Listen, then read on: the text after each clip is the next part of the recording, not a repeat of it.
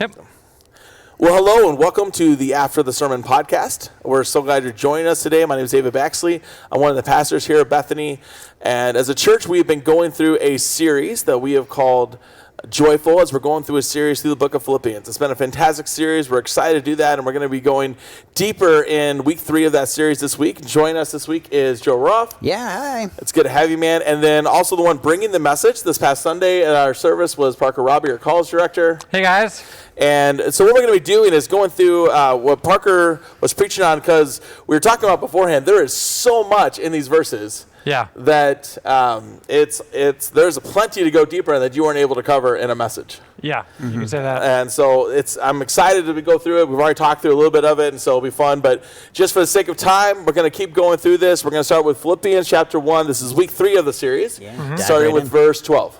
All right, Joe, go ahead and take us. I want you to know, brothers, that what has happened to me has really served to advance the gospel, so that it has become known throughout the whole imperial guard and to all the rest that my imprisonment is for Christ. And most of the brothers, having become confident in the Lord by my imprisonment, are much more bold to speak the word without fear. Some indeed preach Christ from envy and rivalry, but others from goodwill. The latter do it out of love, knowing that I am put here for the defense of the gospel. The former proclaim Christ out of selfish ambition, not sincerely, but thinking to afflict me in my imprisonment. What then? Only that in every way, whether in pretense or in truth, Christ is proclaimed, and that I rejoice. Yes, and I will rejoice, for I know that through your prayers and the help of the Spirit of Jesus Christ, this will turn out for my deliverance, as it is my eager expectation and hope that I will not be at all ashamed, but that with full courage, now as always, Christ will be honored in my body, whether by life or by death. It's interesting to me as we just read through this again, to read this after the sermon, even for me, of when I first saw this text, when I first came to it a couple weeks ago when we were dividing up passages, it was pretty clear to me that my main point, even my first reading through it, was going to be about Paul's hope and joy and why he's joyful in prison, right? Yeah. Well, that was the question I wanted to answer. But now that you read through it again, I mean, we could have gone any number of different ways with this. Like the way Paul weaves sentences together, especially in Philippians, which is one of my three probably favorite books in the New Testament, how he weaves together thoughts and even just, he has glancing statements on prayer in verse 19 that in my mind are the most powerful words in the New Testament about prayer. And he just walks by it, and he's not even talking about prayer, but he's just mentioning it. It's amazing. Yeah. He has thoughts on attitude. He has thoughts about preaching Christ. He has thoughts on being thankful that Christ is being proclaimed, even when we don't agree about everything with the person and their motives and their attitudes and stuff. And so there's just so much here. And then I don't even get to touch on, in life or death, I'm going to glorify Jesus. And so there's just so much here. I think for us to start today, I think a question I would want to answer and ask as we talk through it is, what's going on with Paul and what he does to the other believers in prison? Yeah. What kind of change does Paul bring to the other prisoners who are there, who already know Christ, or maybe some that come to know Christ through Paul? But Paul has a change. He brings change into the prison, and I think that's worth discussing and talking about. I think there will be a lot of applications for our lives too. Well, the statement that jumps out to me right away, because I think it feels like a contradiction to us. And let me just read the statement. So I want you to know, brothers, that what has happened to me has really served to advance the gospel. So let's just expound on everything he's saying right now. He's saying under suffering and persecution, unjust treatment, not living in a free society where I can preach whatever I want without retribution, not being able to just gather whenever we want to worship, all these factors. He's saying all these negative things that I think we would look at and from our perspective and say, how can that possibly advance the gospel? Paul comes back and says, I want you to know all these terrible, unjust factors that to the flesh would appear to be hindrances have actually brought about, now that I'm in prison even more, the advancement of the gospel. That is such a radical way of thinking. it goes against, I think, I'm just going to say this, especially as American culture, because we're so used to synonymously putting freedom with advancement of religion.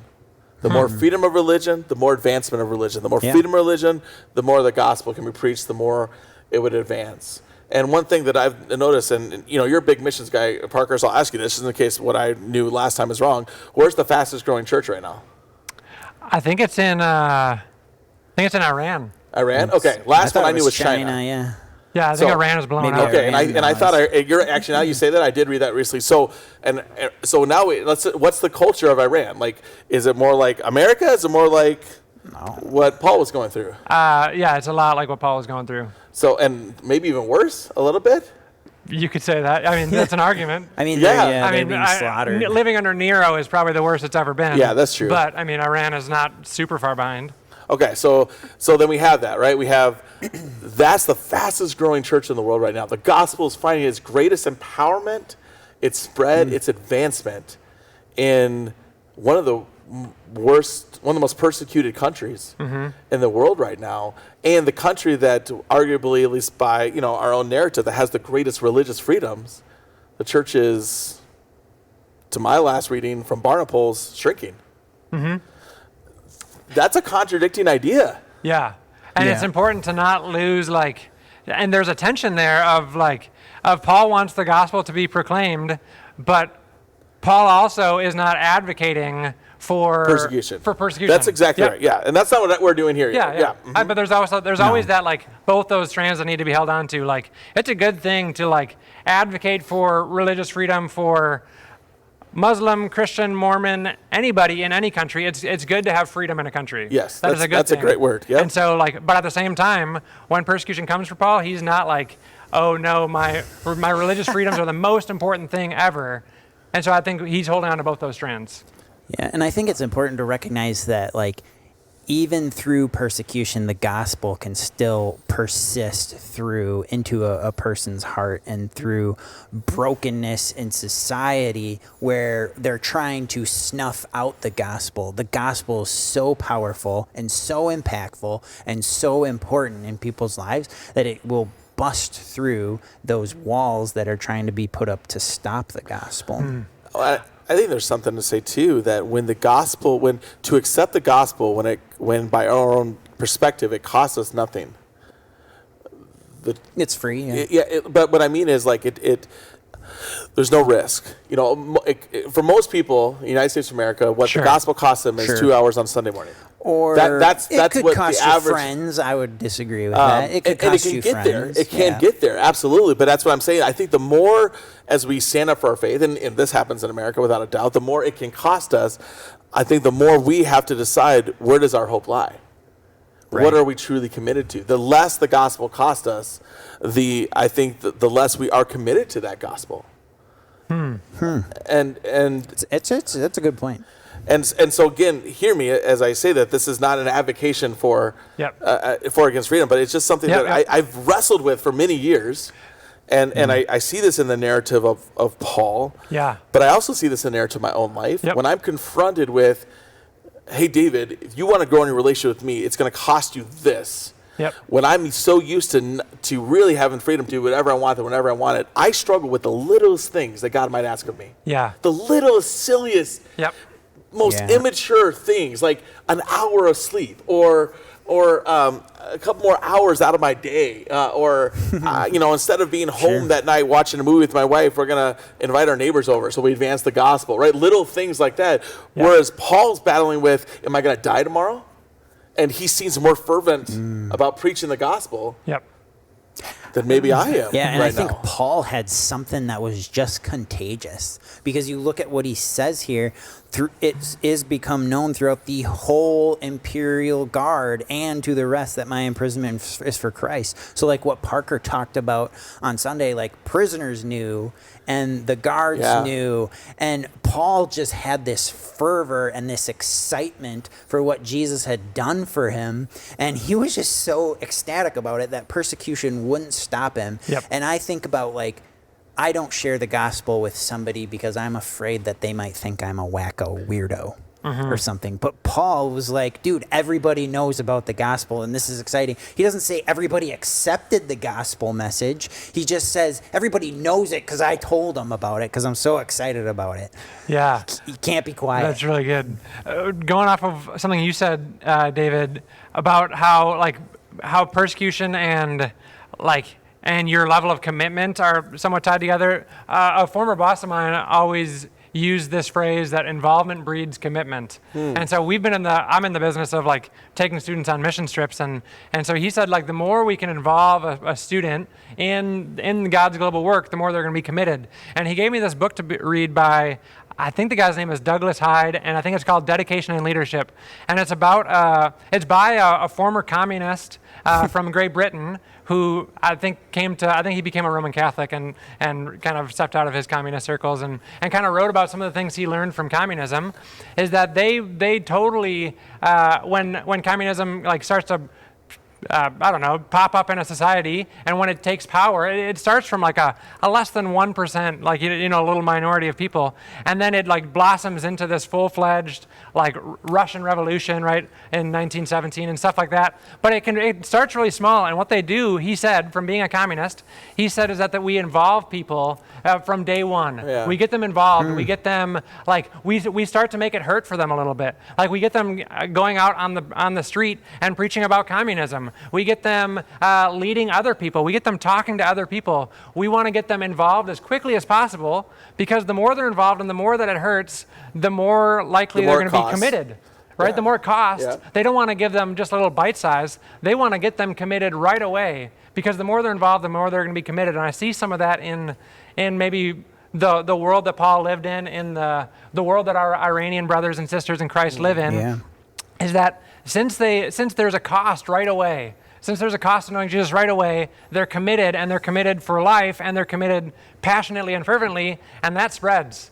But when there's little cost and when there's little pain, it's easy to become complacent and not be passionate about it spreading, and not be wholehearted, into the Jesus revolution, right? Maybe that's not the right word. Would you guys say, movement. like in American culture, because the church is not involved with church activities like evangelism and being involved in a grow group, for example, or going out and doing something, helping out at Salvation Army and telling people about Jesus? Would you say that is probably the reason in America why we don't see this kind of excitement and attitude towards the gospel, or are we just involved just enough to be saved? Yeah, I'm always really slow to point out like one thing. I think there's a number of factors. One thing, just even from the sermon, is that our hope is different. Like Paul's actual hope at the end of the day is that Jesus is glorified. And if that's that's what he wants to happen at the end of the day, like he's going to live a different way than if my hope is just to like be comfortable and make it through the day as happy as I can. Yeah. So there's that going on. There's theology. There's like practical things like what you just said. But no, let's go back to your sermon, because I think you're right. That foundational piece. If I'm on my drive to work in the morning, or drive anywhere in the morning, and I'm thinking, all right, how am I going to bring Christ glory today? Mm-hmm. And I ask myself that as I get out of my car, and I ask myself as I go in the grocery store, and I ask myself if that was a constant thing in my head, right? Mm-hmm. I think that would change. I'm going to be straight up honest. I don't go throughout my day as I step out of my car, head to the grocery store, head to wherever, just thinking, how is God going to get glory over my next hour? Yeah. Like, how is the kingdom going to be advanced? What can I do that makes a difference because of the hope that I have in Christ Jesus? That's what made Paul so infectious. Yeah. And I don't think it was we know that pounding people over the head is not infectious, no matter what the topic is. Trying to force your agenda on people. So I feel confident to assume Paul was not ramming stuff down people's throat, but more Paul was naturally by what he was most passionate about. Yep. The gospel was his greatest passion. Yep.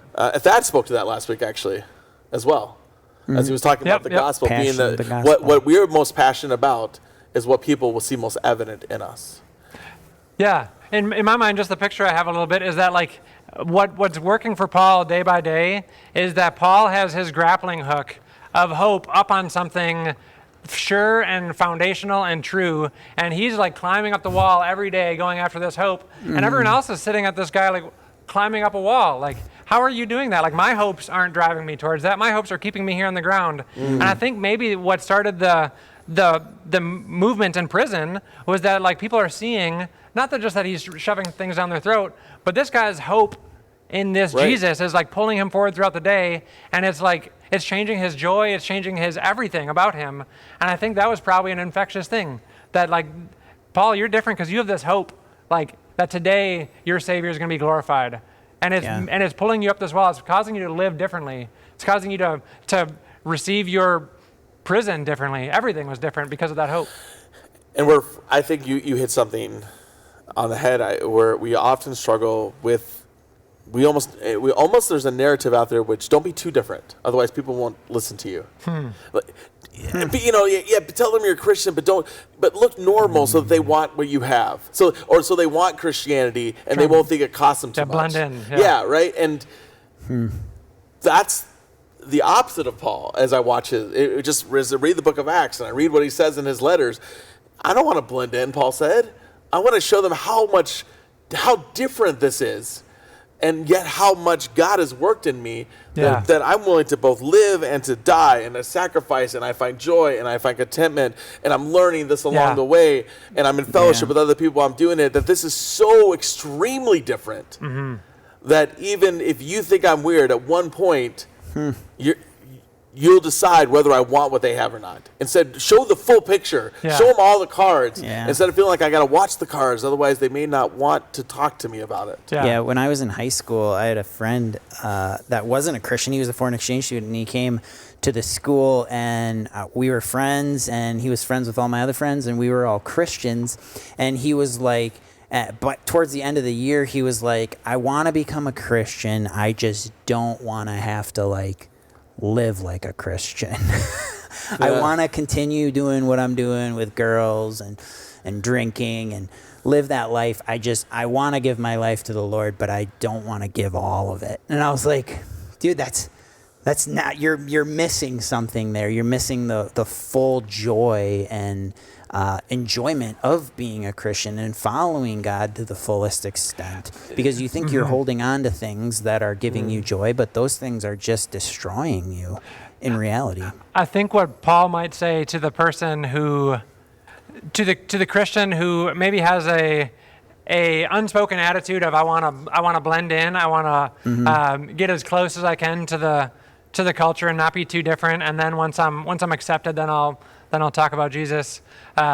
Is like, I think what he'd probably say is, so you want me to blend in with a world that's devoid of hope and devoid of joy, so that I can show them hope and joy? And what you're saying here, I think, is an important distinction. Is we often think the way we stand out is by what we say. But what we say is not going to make... Now, it's not that we don't say, but what we say will not be what stands out. People are going to say, all right, I just heard David say, man, the gospel brings some joy. Man, if without Jesus, he wouldn't have peace. He wouldn't have the joy he has in his life. Now I'm watching him at work every day. Does he as a man walk with joy? Yeah. When a scary thing happens in his life, does he find peace? And I think that's what Paul was. He shared the gospel. There's no question whether he shared it. But as he described, and what Philippians does, though, Philippians tells us Paul's attitude. It tells us his perspective. You hit that in your message. The perspective is really what determines what we really do. What we say, talk's cheap. It could be true, but it also can be cheap. But our true perspective is going to be seen in what actually we do. And that's what Philippians echoes. It echoes what Paul actually did, his perspective, not just what he preached. And those two in alignment is what made him powerful, not just what he said. I had a Bible professor, Thomas Freeman, one of the things that stood out the most of all, he said, had so many wise words, but these words have stuck with me, and I think they're in the back of one of my Bibles. He says that the world has a substitute and a replica and a replacement for almost every Christian doctrine. Like, they can try and love, they can forgive, right? They can replicate a lot of things, right? Kind of like the Egyptian the magicians, right? They were kind of replicating some of God's Moses. miracles, Yes, right? With the yeah, snake with the and the snakes, blood, yeah, and things like that. Blood. But what the world will never have a replica for, a replacement of, is joy in the midst of suffering. Yeah. Like the world will never have anything. Like how Paul backs up his message by being joyful in the midst of suffering.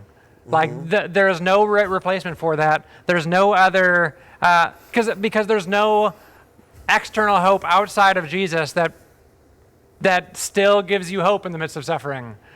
Right? Like what else can you put there besides Jesus is going to be glorified, and he's with me right now, and he cares for me, and he's being glorified even right now by my suffering, in me saying that he is enough, that he is worth it, right? Like that's the only thing that keeps Paul going with joy, and that's why people, I'm sure, in prison were blown away, because there's no replacement for that.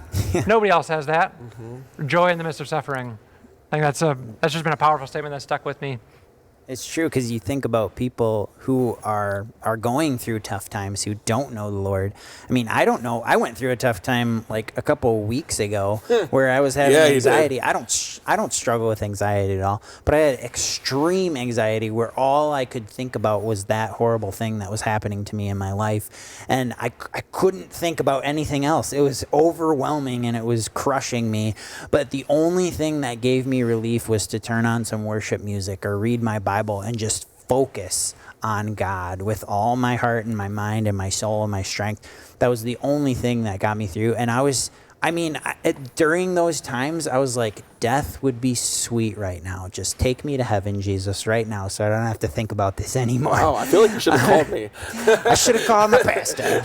But you were texting me, so that's good. Yes. I felt the love. Okay, good. But I mean, I just can't imagine.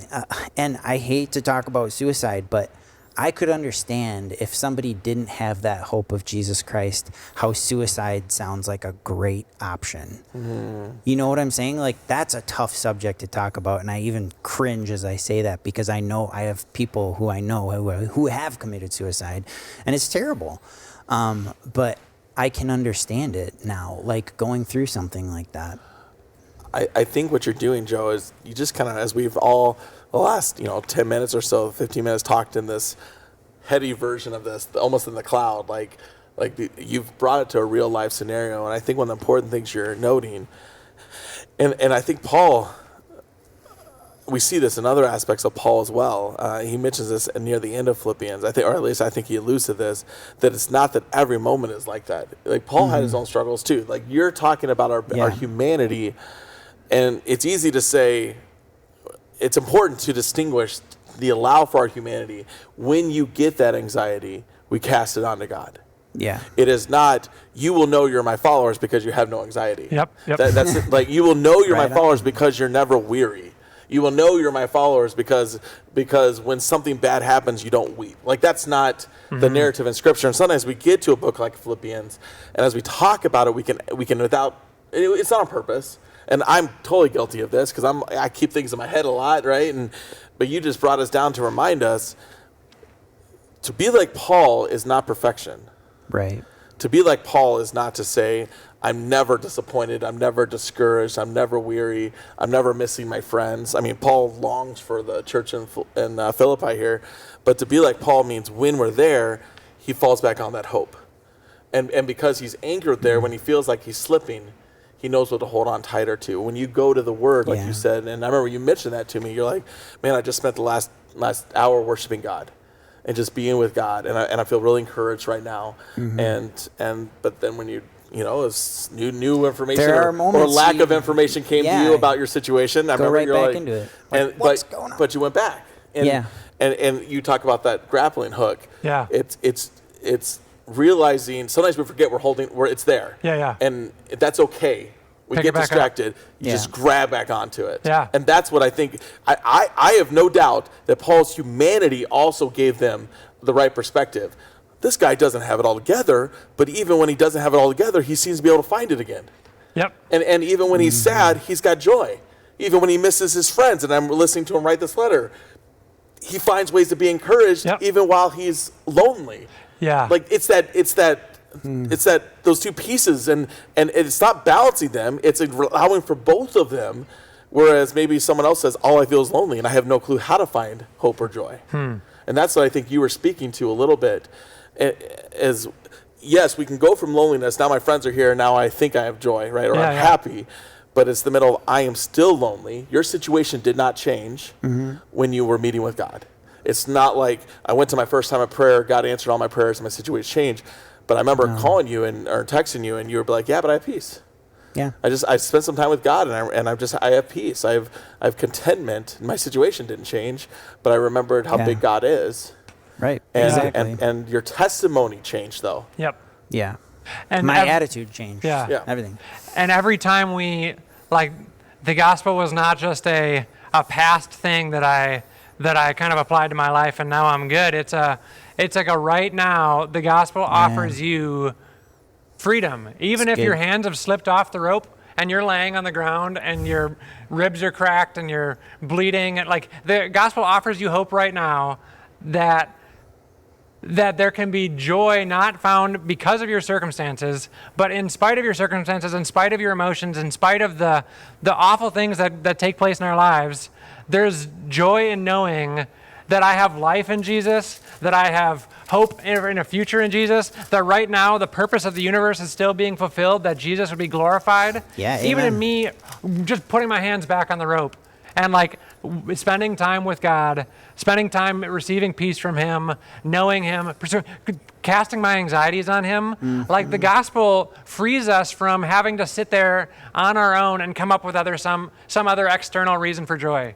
Like it frees you from that. You don't have to find joy in yourself or find some silver lining of the cloud. That's prison. But freedom for Paul is, hey, even right now, even though I'm in prison, even though I shouldn't be here, I was even thinking about the context of Acts 26 through 28. Paul shouldn't be here right now. He should have been let go a long time ago. Yeah. But even with all that, even with all of his insecurities and brokenness, there's life for him because he knows Jesus, because Jesus offers him forgiveness for his weakness, and also the promise of life and being weaved into God's story of the glory of Jesus, which is going to happen, and so Paul can have joy. Yeah, it's awesome. And reminded of 1 Peter, and we covered this in our series, but just kind of go back to it. 1 Peter chapter 5, verse 7, casting all your anxieties on him because he cares for you. So your heavenly Father is actually saying, I love you so much, you are weary. I'm not saying, oh my goodness, how can you be weary? You obviously don't trust me. How dare you? How dare you struggle with this situation? Yeah, right, Joe, your situation. God was not there going, Joe, how dare you struggle right now with this situation? You fix this, right? It's like, I get why you're anxious. Cast it. But cast your anxieties on me, which is what you were doing when you went to worship and prayer. You were just pouring that out on God and letting the Spirit of God replace that with himself. Yep. Reminder of that hope, reminder of that trust, and reminder that he cares for you. And that's a great verse because I literally went to that verse. It was at a 1 o'clock on a Wednesday, and I was like, I need an answer by 3 p.m. because I had movers coming to grab all my stuff, and I was like, God, I need an answer by 3 p.m. I could make a ton of phone calls right now. I could send a ton of angry emails and text messages to try and get what I need. And I was like, and that verse, I reminded myself of that verse, and I was like, cast all your cares on God. And I said, God, I'm not going to call anybody. I'm going to resist every urge to send a text message or an email, and I'm just going to cast this on you. And I was driving to Sparta, and it's like 2:45. I'm like, this is terrible, God. Help me out. And all of a sudden at 2:45, boom, phone call. We're closed. It's done. Don't worry about it. And I was like, whoa, God, you actually did it. And I think that takes us into the next section I know you wanted to talk about, Parker. Verse 19? Verse 19. For I know that through your prayer and the help of the and the help of the Spirit of Jesus Christ, this will turn out for my deliverance. So he had hope, not just in what God was doing, but what God was doing was coming from. Like God's movement, God's power was not just there was something happening Through prayer. through prayer, right? And that's what you just described, Joe. At one point you said, listen, I could try to, by human standards, try and force everything I can to happen. Yep. But I do know that there's something more powerful than that. That through prayer Oh, yeah. and the help of the Spirit, that this would turn out for what God wanted to accomplish. Amen. That's a powerful narrative right there. Yep. I mean, just the verses I thought of when you guys, both of those thoughts of even later in Philippians 4, 6, and 7. Do not be anxious about anything, but in everything, so including your anxiety, by prayer and supplication with thanksgiving, let your requests be made known to God. Verse 7, and the peace of God, which surpasses all understanding, will guard your hearts and your minds in Christ Jesus. So I talked a little bit in the sermon about what that deliverance is actually talking about. And it's, if you want to understand deliverance, you've got to read the rest of verse 20, which talks about whether by life or by death. So Paul's deliverance doesn't mean the way we think of deliverance, right? Like we think when someone's in prison and they talk about deliverance, they're talking about, in our society, in America, they're talking about freedom. They're talking about either Jesus is going to break me out of prison, just like Acts 17 or Acts 16 in Philippi, right? That's going to happen again, Paul's saying, or I'm going to be exonerated, or something is going to happen, and I'm going to get out of here. That's what we think of deliverance. Paul thinks that deliverance means I'm either getting out of here, or I'm either being delivered to Jesus' throne, and they're going to kill me, which ends up happening. To Paul. Yeah. And so, but Paul... You just ruined the ending of the book. Hey. Come on. So when you read deliverance, you've got to be careful not to fill it with whatever you think. But also, the power of prayer in verse 19, as I said earlier, is the most powerful statement on prayer, I think, in the New Testament. What's going to lead to Paul's deliverance? There are two things. Okay, so if I had two things, I could maybe come up with one or two. Paul says it's going to be through prayer and the help of the Spirit of Jesus Christ. Yeah. Now, one of those, once you say one of them, it seems completely unnecessary. If I told you that Jesus Christ was going to, himself care for your deliverance, Paul, does it matter what I say next? Once Jesus is involved, why does it matter? It's like, I don't even know if there's a good analogy for that. I came up with one for going deeper. If you saw that in Going Deeper, you can read that. But it seems completely redundant to throw any help on top of Jesus because he needs no help, right? Oh, totally. Right. But he says that through your prayers and Jesus' help, this is going to work out for my deliverance. That's Isn't that wild. silly? I mean, it's kind of silly when you really think about it. Jesus said, all authority in heaven and earth has been given to me. And so what's my position at all? Shouldn't I just sit back and let Jesus do it and watch? He's got authority, yep. But here he says, your prayers. I mean, are we missing out how important our prayers are, or am I just going crazy right now? Nope, I think you get it. Well, I think there's two things. Is when you read Philippians 4, you were speaking of how my prayers help me, right? My prayers, what Joe did, okay? Yeah. But at the same time, Paul's referring to here, and to use Joe's analogy, Joe over here is struggling, and myself and Tyler, good friends and brothers in Christ, knew he was struggling, and I was praying for Joe throughout the day. In fact, often when I texted him, is because I was reminded of him. I started praying for him, and then I would text him and see how he's doing or whatever. And so there's something about power for deliverance in other people's prayers. And you're right, that could be, because we have examples where deliverance is prison. Look at the example of Peter, right? Peter's in prison. The church is gathered. They're praying for him. Don't let Peter die. And then a miraculous thing happens. An angel takes Peter out like a vision. And all of a sudden he's at the door knocking. He's like, hey, church. And then the person's like, oh my gosh, it's Peter. And they're like, no, it can't possibly be Peter. We're just praying for his release. We don't actually think it's going to happen. And I don't say that mockingly. I say that as I could see myself in that situation. So that's not a mock when I say that. Totally. But it was a true story. Yeah. At the same time. Well, that's that verse right there. Yes, and the power of prayer, along with the Spirit of Jesus, and there's something to say for us, and I think this is the mystery of prayer, but there's something to say how the prayer, I want to make sure I say this right so the words cannot be used against me, but releases the power of the Spirit. within us. And I'm like really, really careful as I say this because I don't want it to like, but what I mean, it's not word of faith. yes, because that's not what I'm saying, right? It's not a name and claim it thing. What I'm saying is, as I cry out to God, it's what James says. I draw near to God. What's the response? Draw near to God, and what? He'll draw near to you. He will draw near to you, right? So when I am praying and running after God, God responds in that prayer right back to me. When I'm drawing near to God in prayer, his promises and he draws near to me. And so there's a point of saying, right now I'm feeling alone and isolated, or I'm struggling on my anxiety. Prayer awakens with me this communion with God, and we draw closer. As I draw to him, prayer is when I come after him. He's like, oh, yeah, you want to connect? I'm coming. Right? I'm running right there with you. And so, and since the Spirit of God is in me, I think it awakens something that sometimes becomes dormant. When the distractions and the fears and the weariness that causes anxiety and fear, those things were dominating you, right, Joe? But when you went to prayer, those things became less, and the Spirit of God, in a sense, right, you started listening to that voice more. It awoke. It's not that Christ will ever sleep, but the voice became louder because you were drawing near to him and he was drawing near you. That's the power of prayer. I just don't think we understand. We want, and that's not just, Lord, help me today on my way to work. This is a crying out to God. I'm running after you. Like I get the image of like when my son, I'm thinking when I get home from work and if he's out playing and I pull up in the car and I get out of the car and he's like, Dad, and he just starts running after me. What is my instinct? Boom, I start running after him. Yeah.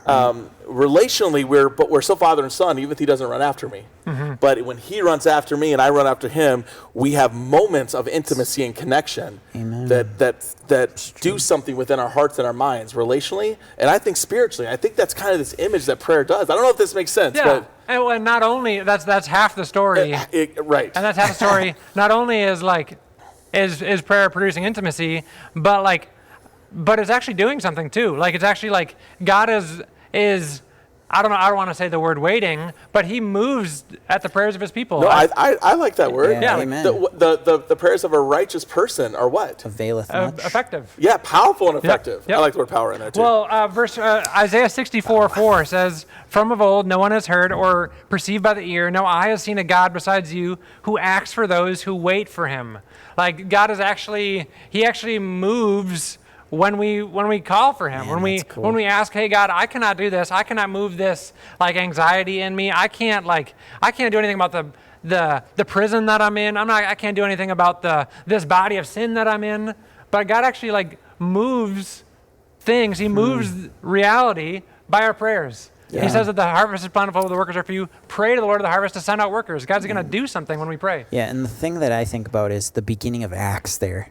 With the church devoted themselves to prayer. Like, would people say that about us? Are we devoted to prayer? When I think about my own life, I mean, prayer is something that I do in the morning in my quiet time, and am I devoting myself to prayer throughout the day?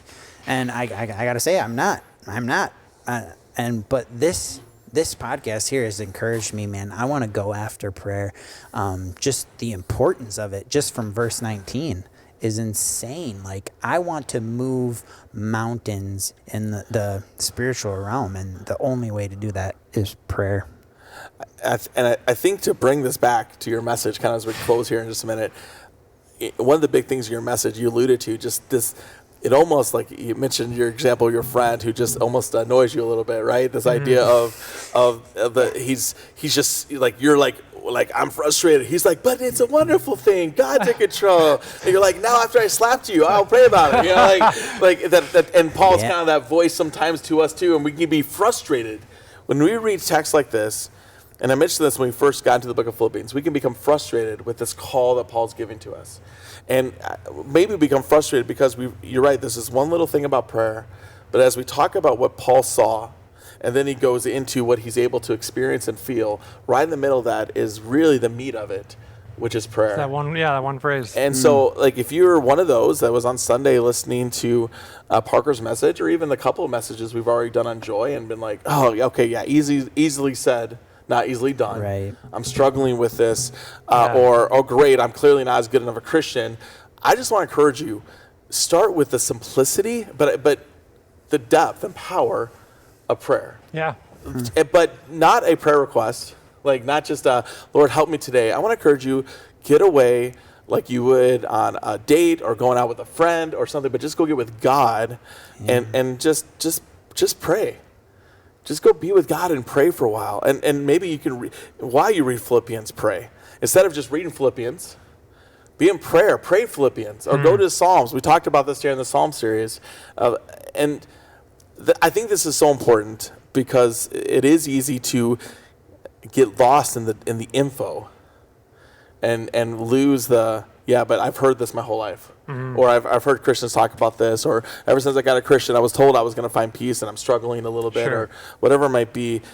And I will echo with Joe. And sad, because I can look at my life, and with times that I think I've been the most devoted to prayer were in times of crisis, which I think we can all echo that. And I could tell you stories of those in my own life, fasting and prayer, but yet I felt the most peace and contentment. Oh, yeah, so good. In that devotion to prayer. Yep. And so what would you be, on the topic of prayer, what would you, with everything you've said, and you didn't get to hit prayer much in the message, based on what your message, what would you encourage someone along to walk away with, and to start with? Where's the starting point? I think a even elementary level, I'm speaking to myself here, an elementary level understanding that prayer does something. And so if you are, if at the end of the message you're like, man, I just can't find any joy, I can't find any hope, I see that Paul has hope and it's just not me, I just haven't experienced that in my own life, look at Paul, look at these 9 verses, and if you don't have it, pray. Yeah. That you don't have it, you have because you don't ask, in James it says. Ask that you would have a heart that finds hope in the glory of Jesus and not in your own heart, not in your own other things you come up with. Ask for a heart that finds joy in that hope, right? Not for one that just finds joy in piddly little joys that we have here on earth. Right? Ask for those things. I think that's real. I think there's real power in prayer. And along with that, and Paul says this in Philippians 4, the verse you read, when you're in prayer, when you're maybe struggling what to pray, then thank God for what you do know. Even if you're thanking God that Christ died for my sin, thank you that I have experienced forgiveness. Sometimes we have to thank God, go back to what Pastor said last week, remind ourselves of the gospel, and then be thankful for the gospel. Pray those prayers of thanksgiving, and then come back and offer and say, but God, I need you to help me because I'm still struggling, and do that. But also, Joe, you mentioned you didn't just pray. What did you do? You prayed in what? Worshipped. That's a big piece. And part of worship is thanksgiving. And part of worship is just saying, God, and you are good. I'm not feeling it. We sang the song on Sunday, You Are Good, and reminded ourselves that God will never fail us. Though situations seem like they may be failing, though we are discouraged, God never fails. And to even pray that and remind ourselves and celebrate God's sovereignty, His faithfulness, that He is always good, that He'll never let me down. And those things all wrapped up in prayer. I just want to remind people, because I am so bad at this. I have to remind myself, prayer is a dedication and a focus. It's not a, hey God, how you doing? For us guys, we were spending time before this just hanging out and talking, which we haven't had a lot of time to do that over the last month even. But if we just spent 3 minutes talking, we're not connected. Yeah, we can say we talked for a few minutes, but we really haven't experienced all the things that Paul talks about that happen as a result of prayer. James talks about it happens as a result of prayer. It's time. So I want to encourage you, take that time, be in prayer, remind yourself of those scriptures, and then pray them some more. Go back to the Psalms. That's always a good place to go as you're struggling with this, to help you with that prayer language. And this is something that we really should build off of as we keep going through the book of Philippians, to keep coming back to wrestling with stuff, to the power of prayer that really speaks to even deliver our hearts from discouragement to hope. Even if it's just a spiritual deliverance from discouragement to hope. That itself is a powerful thing that God does through prayer and the Spirit of Jesus Christ that's within us. So thank you so much for listening to the podcast today. We're so glad you were with us. Next week, we'll be in the next set of scriptures here, and one of our overseers, Wade Moses, will be with us then. So stay tuned and connect with us next week as we keep going through the book of Philippians, just seeing all that God has for us, but the invitation that He has for us to experience this relationship with Him, to experience experience joy and peace because of who God is. Have a great week.